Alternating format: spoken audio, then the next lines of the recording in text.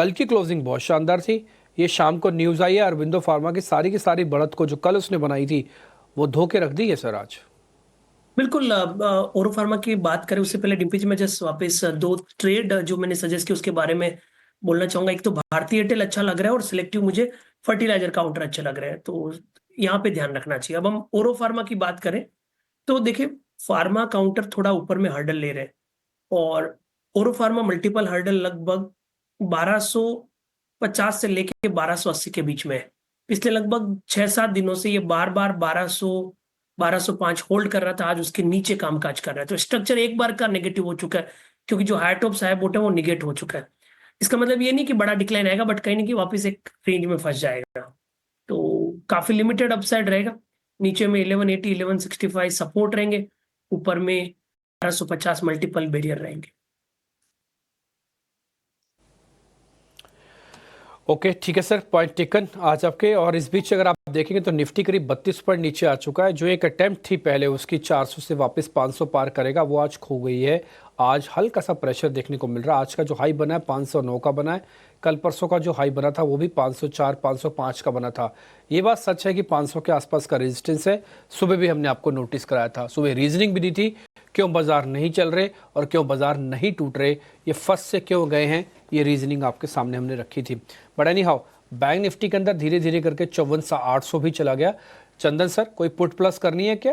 कोई पुट दोगे आप प्लस करने के लिए? कोई भी ऑप्शंस का ट्रेड अगर इंडेक्स पे है तो, नहीं है तो देखिए मेरे छोड़ हिसाब देना, फिर आप स्टॉक्स की देना।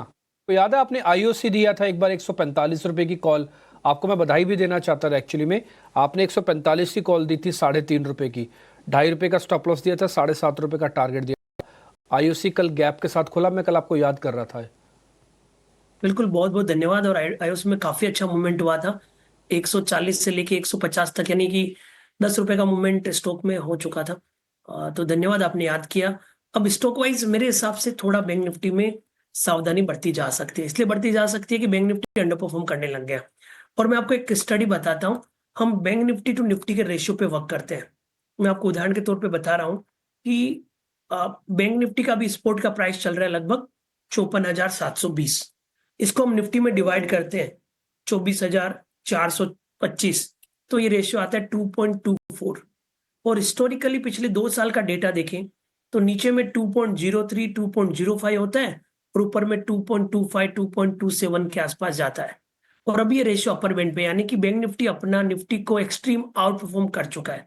इसका मतलब ये नहीं कि अब बैंक निफ्टी नहीं चलेगा, बट इसका मतलब ये कहीं थोड़ा सा रेबाउंड हो सकता है, दूसरे सेक्टर थोड़े लीड ले सकते हैं, तो उसके चलते बैंक निफ्टी में थोड़ा सा ऊपर के लेवल पे हमेशा डर रहेगा। और इस रेशियो के लोअर बैंड पे बैंक निफ्टी टर्न हुआ था, इसलिए हमारा बायस था कि बैंक निफ्टी आउट परफॉर्म करेगा और बैंक निफ्टी में सच में 7,000 पॉइंट की रैली नीचे के लेवल से देखने को मिली। तो मैं थोड़ा सा यदि नेगेटिव बायस होना है तो बैंक निफ्टी की तरफ जाऊंगा। और यहाँ पे हम फोकस कर रहे हैं 54,500 की पुट को। देखिए, बैंक निफ्टी में जो भी है वो मंथली एक्सपायरी है, निफ्टी में भले वीकली एक्सपायरी हो। और 54,500 का यदि मैं पुट देखता हूँ, मई महीने का लगभग 800 चल रहा है, प्रीमियम काफी ज्यादा है, हमें लोअर स्ट्राइक पे जाना पड़ेगा। मैं सीधा 54,000 की पुट की बात कर रहा हूँ। 54,000 की पुट अभी चल रही है लगभग 630 के आसपास, 625 630। इसको आप 600 के आसपास लें, 450 का सपोर्ट होगा, 850 तक के टारगेट होंगे।